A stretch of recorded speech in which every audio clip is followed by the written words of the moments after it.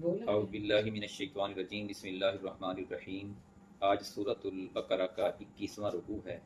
عام طور پر جب انسان اسلام کی طرف آتا ہے تو وہ دو حصوں میں سے ایک حصہ اپنا لیتا ہے جس کو اللہ تعالیٰ نے پسند نہیں کیا۔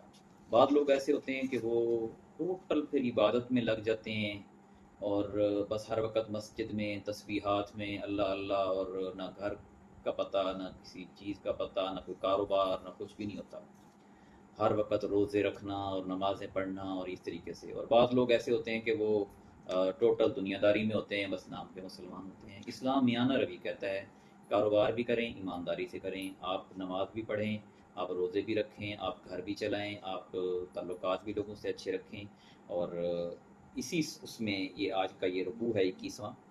یا ایھا الناس، اے لوگو، کلوا مما فی الارض حلالا طیبا، زمین میں جو حلال پاک چیزیں ہیں ان میں سے کھاؤ۔ بہت سارے لوگوں نے آپ صلی اللہ علیہ وسلم کے دور میں بہت ساری چیزیں اپنے اوپر حرام کر لی تھی، میں نے یہ نہیں کھانا، فلاں نہیں کھانا۔ اللہ نے کہا کہ جتنی بھی پاک چیزیں ہیں ان کو تم نے کھانا ہے، یہ پیدا ہی میں نے تمہارے لیے کی ہیں۔ ولا تتبعوا خطوات الشیطان، اور شیطان کے قدموں کی پیروی نہ کرو۔ اب ایک بندے کو اللہ نے دولت دی ہے، اگر وہ گوشت کھا سکتا ہے بکرے کا تو وہ کھائے۔ اگر ایک بندے کو اللہ تعالیٰ نے دولت نہیں دی، وہ سبزی کھا لے یا کوئی اور کام کھا لے۔ لیکن اگر ایک بندے کے پاس بہت ساری دولت ہے اور پھر بھی وہ کھانا صحیح طریقے سے نہیں کھاتا اور پھٹے ہوئے کپڑے پہنتا ہے اور دولت کو جمع کیے جا رہا ہے، تو یہ صحیح نہیں ہے۔ یہ ایک صورت یہ ہو سکتی ہے کہ وہ اللہ کے راستے میں خرچ کر رہا ہو، جنگ لگی ہوئی ہو، سارا سامان اللہ کے راستے میں دے دے، تو وہ بات سمجھ میں آتی ہے۔ لیکن دولت اکٹھی کیے جا رہا ہے اور نہ اپنے جسم پہ لگاتا ہے اور نہ اپنی زینت پہ لگاتا ہے، تو یہ بھی ٹھیک نہیں ہے۔ فرمایا کہ شیطان کی پیروی نہیں کرنی، انہ لکم عدو مبین، وہ تمہارا کھلا دشمن ہے۔ شیطان ظاہر ہے رحمان کے خلاف راستے پر چلاتا ہے، وہ ہمیشہ 180 کے اینگل پہ جائے گا۔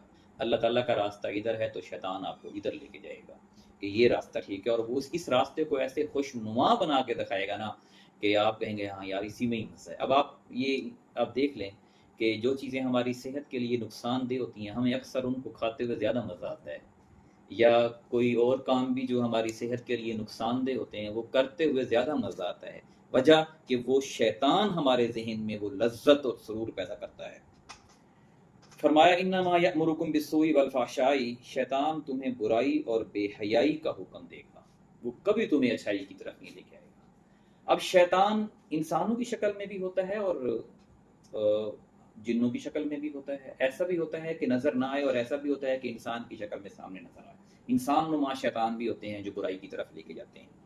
فرمایا وہ تمہیں برائی اور بے حیائی کا حکم دے گا، اور یہ کہ تم اللہ کے حوالے سے وہ باتیں کہو جو تم نہیں جانتے، کہ یہ اللہ نے فرمایا۔ جیسے بہت سارے لوگ جب ممبر رسول پہ بیٹھ جاتے ہیں تو ایسی ایسی باتیں، من گھڑت کہانیاں بیان کرتے ہیں، آیت پڑھتے ہیں، ترجمہ کوئی اور کر دیتے ہیں، اور مقصد یہ ہوتا ہے کہ لوگ واہ واہ کریں یا لوگ اس کی سپورٹ کریں یا اس کے پیروکار بن جائیں یا اس کے ساتھ چلنے والے بن جائیں، اور دوسرے مسلک اور دوسرے گروہ اور دوسرے فرقے کو غلط ثابت کرنے کے لیے جھوٹی اور من گھڑت روایات جو ہے وہ بیان کر دیتے ہیں۔ جب ہم چھوٹے میں تھے تو مختلف جماعتوں میں رہے ہیں، اور جن جن جماعتوں میں ہم رہے ہیں وہ دوسری جماعتوں کے بارے میں ایسی ایسی باتیں بیان کرتے تھے، جب ہم بڑے ہوئے ہیں تو ہم نے دیکھا کہ وہ بالکل ہی جھوٹ تھی، کہ یہ صرف دشمنی میں، عداوت میں، بغض میں ایک دوسرے کے خلاف باتیں ہوتی ہیں، حالانکہ اتنی برائی کسی بھی مسلک یا گروہ میں نہیں ہوتی جو کہ بیان کی جاتی ہے۔ خرافات ہوتی ہیں، مسائل ہیں، لیکن اتنے بیان کرنے چاہیے جتنے ہیں، حد سے نہیں بڑھنا چاہیے۔ وہ تمہیں برائی اور بے حیائی کا حکم دے گا، اور یہ کہ تم اللہ کے حوالے سے وہ باتیں کہو جو تم نہیں جانتے۔ جس بات کا پتہ نہیں ہے، جس مسئلے کا پتہ نہیں ہے، وہ نہیں کرنا چاہیے۔ میں نے اکثر دیکھا لوگوں کو، ہاں جی یہ ثواب کا کام ہے، یہ حلال ہے، یہ حرام ہے، پتہ ہی نہیں ہوتا، ان پڑھ لوگ ہوتے ہیں، یہ قرآن میں لکھا ہوا ہے۔ ایسا نہیں کہنا چاہیے۔ جب تک ہمیں پتہ نہ ہو، کوئی حدیث، کوئی قرآن کی آیت موبائل پہ بھی آئے تو اس کو ہمیں فارورڈ نہیں کرنی چاہیے۔ ہمیں نہیں پتہ کہ لکھنے والا کون ہے، اور وہ سازشی ہے، غیر مسلم ہے، کون ہے، اور وہ مسلمانوں میں تفرقہ پھیلانا چاہتا ہے۔ آپ جو بھی چیز فارورڈ کریں پہلے اس کی تحقیق کریں کہ یہ واقعی قرآن میں لکھا ہوا ہے اور یہ واقعی حدیث میں لکھا ہوا ہے۔ وَإِذَا قِيلَ لَهُمُ اتَّبِعُوا مَا أَنزَلَ اللَّهُ قَالُوا بَلْ نَتَّبِعُ مَا أَلْفَيْنَا عَلَيْهِ آبَاءَنَا، اور یہ بہت بڑی بات ہے، اور یہ شروع سے لے کر اب تک آئی ہے۔ لوگ اپنے ماں باپ کا طریقہ نہیں چھوڑنا چاہتے۔ جب انہیں کہا جاتا ہے کہ اس چیز کی پیروی کرو جو اللہ نے نازل کی ہے، تو کہتے ہیں بلکہ ہم تو اس چیز کی پیروی کریں گے جس پر ہم نے اپنے آبا و اجداد کو پایا ہے۔ جیسے ہمارے بڑے کر رہے ہیں ہم بھی ویسے کریں گے۔ اب آپ دیکھیں، میں ایک چھوٹی سی مثال دیتا ہوں۔ بندہ کوئی مرتا ہے، مرنے والے پہ کتنے خرچے ہوتے ہیں؟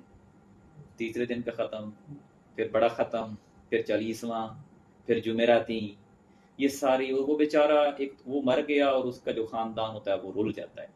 وہ کر اس لیے نہیں رہے ہوتے کہ اللہ اس سے خوش ہوگا۔ آپ کبھی بھی کسی کے ذہن میں گھس کے دیکھ لیں، وہ اس لیے یہ کام نہیں کر رہا ہوتا کہ اللہ خوش ہوگا، وہ اس لیے کر رہا ہوتا ہے کہ یار برادری میں ناک رہ جائے۔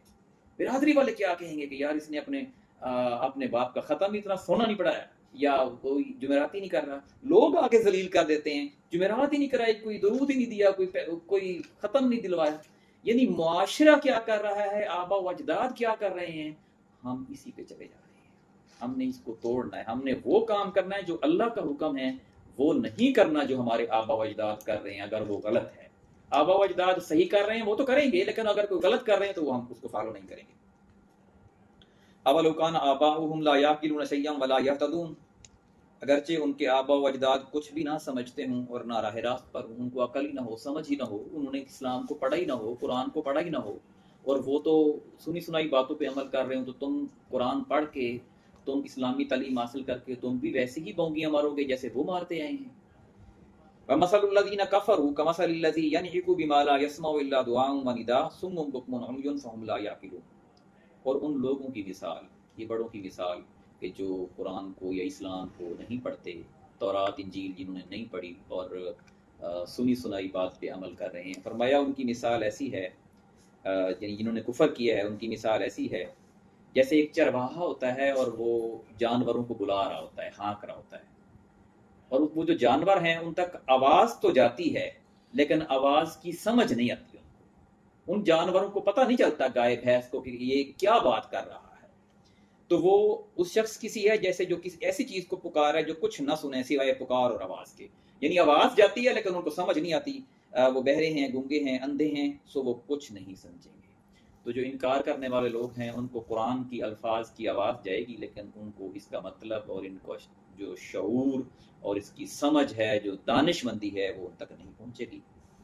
پھر اللہ تعالیٰ نے ایک دفعہ دوبارہ یاد دہانی کرائی، یا ایھا الذین آمنوا، اے لوگو جو ایمان لائے ہو، کلوا من طیبات ما رزقناکم، جو پاک چیزیں اللہ نے تمہیں دی ہیں انہیں کھاؤ، واشکروا للہ، اللہ کا شکر ادا کرو، ان کنتم ایاہ تعبدون، اگر تم اسی کی عبادت کرتے ہو، اور اگر تم اللہ کو اپنا رب مانتے ہو، معبود مانتے ہو، تو جو پاک چیزیں ہیں انہیں تم کھاؤ، گندم کھاؤ، فروٹ کھاؤ، جو بھی چیزیں تمہاری استطاعت میں ہیں، تم حلال طریقے سے کماتے ہو، وہ ضرور کھاؤ۔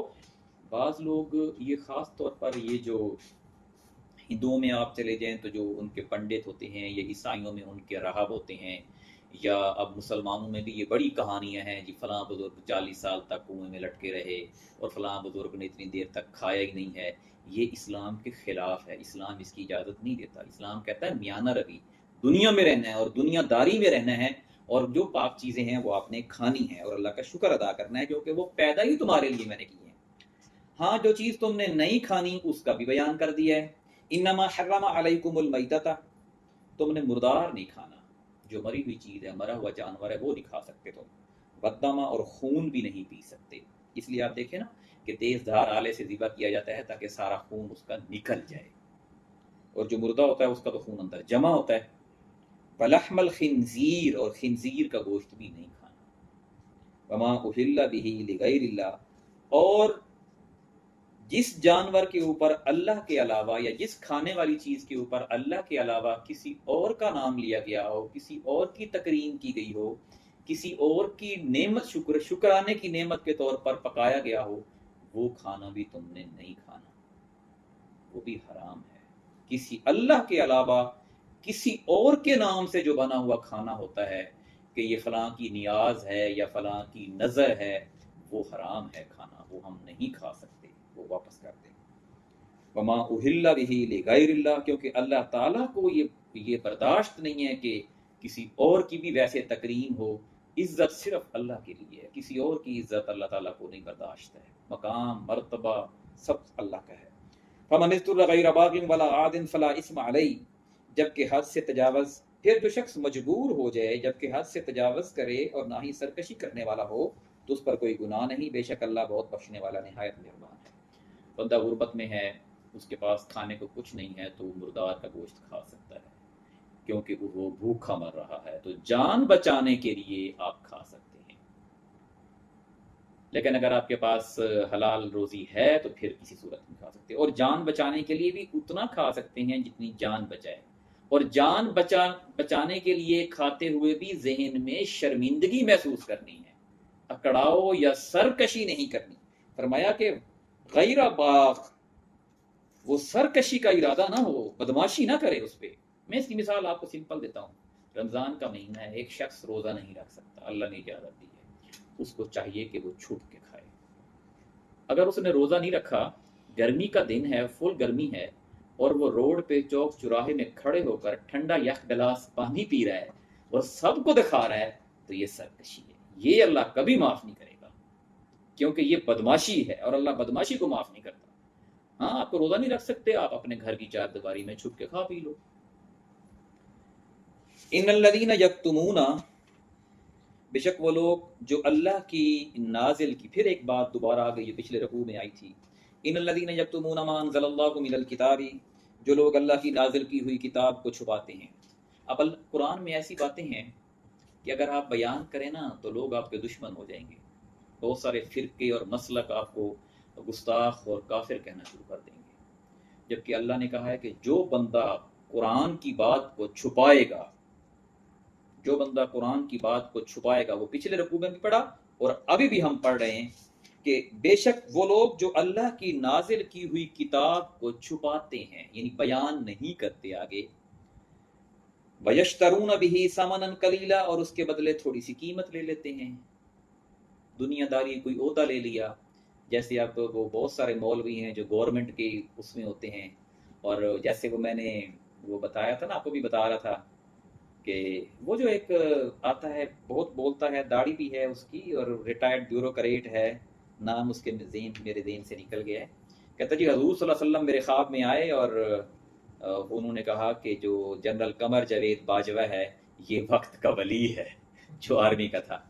تو وہ میں نے جب اس کی یہ بات سنی تو میرے بس بے اختیار نکل گیا، میں نے کہا لاکھ دی لعنت تیرے منہ تھے، کہ جس بندے نے لوگوں کی اتنی قتل و غارت کروائی، ظلم کیا معاشرے کے اوپر، اس کے وقت تیرے خواب میں آئیں گے کہ قمر جاوید باجوہ جو ہے وہ بزرگ ہے۔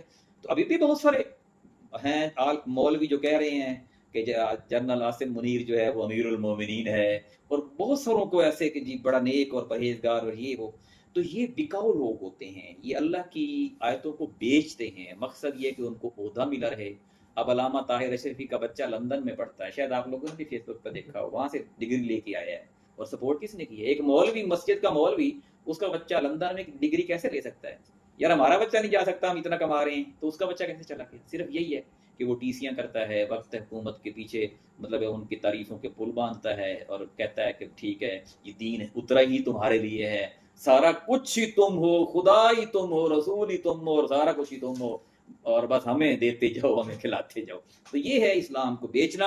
اولئک ما یاکلون فی بطونہم الا النار، وہ لوگ اپنے پیٹوں میں جہنم کی آگ کے علاوہ کچھ نہیں بھر رہے، جہنم کی آگ بھر رہے ہیں۔ ولا یکلمہم اللہ یوم القیامۃ ولا یزکیہم ولہم عذاب علیم، اور قیامت کے دن اللہ تعالیٰ ان سے بات نہیں کرے گا، جب محفل لگی ہوگی نا، یہ سامنے ہوں گے نا، اللہ تعالیٰ ان کی طرف ان سے بات ہی نہیں کرے گا۔ اور یہ کتنی بڑی بات ہے کہ جب بات ہی کرنے والا، جس حکم ہی ایک کا چلے، جب بادشاہ ہی ایک ہو اور وہ بادشاہ یہ کہہ دے کہ اس سے میں نے بات نہیں کرنی، وہ کتنا قہر ہوگا ایسے شخص کے اوپر۔ وَلَهُمْ عَذَابٌ عَلِيمٌ، اور ان کے لیے دردناک عذاب ہے۔ اس لیے ہم نے دولت کی خاطر کسی کی جھوٹی تعریف نہیں کرنی، اگر جرت نہیں ہے صحیح بات کرنے کی تو خاموش ہو جائے، ورنہ اللہ تو کہتا ہے کہ کھری بات کرو، صحیح بات کہو، پہنچاؤ قرآن کو آگے۔ اولئک الذین اشتروا الضلالۃ بالہدی، یہی وہ لوگ ہیں جنہوں نے ہدایت کے بدلے گمراہی کو خرید لیا ہے، والعذاب بالمغفرہ، اور مغفرت کے بدلے عذاب کو خرید لیا ہے، ان کو مغفرت نہیں ملے گی، عذاب ہوگا، ہدایت نہیں ملے گی، گمراہ ہوں گے۔ فما اصبرہم علی النار، سو یہ جہنم کی آگ پر کس قدر صبر کرنے والے ہیں۔ तवे के नीचे आग जल रही हो, कोई उसके ऊपर बैठ सकता है? कभी कभी अंदाजा लगाएं, उंगली लगा के देखें। तो अल्लाह ताला कहता है कि ये किस कदर सब्र कर रहे हैं जहन्नम की आग के ऊपर। ज़ालिका बिअन्नल्लाह नज़्ज़लल किताब बिल हक़, ये इस वजह से कि अल्लाह ने बरहक किताब नाजिल फरमाई है। वइन्नल्लज़ीना इख्तलफ़ू फिल किताबि लफ़ी शिक़ाक़िन बईद, और जिन लोगों ने किताब में इख्तलाफ पैदा किया है वो दूर की बदबख्ती में जा पड़े हैं। ये किताब है, इसको गौर करना चाहिए, पढ़ना चाहिए, समझना चाहिए, घर में बैठ के पढ़ें, अपनी बेगम बच्चों के साथ बैठ के पढ़ें और डिस्कस करें, बेशक एक ही आयत क्यों ना हो। और यही एक तरीका है कि हम दुनिया और आखिरत दोनों में कामयाब हो सकते हैं।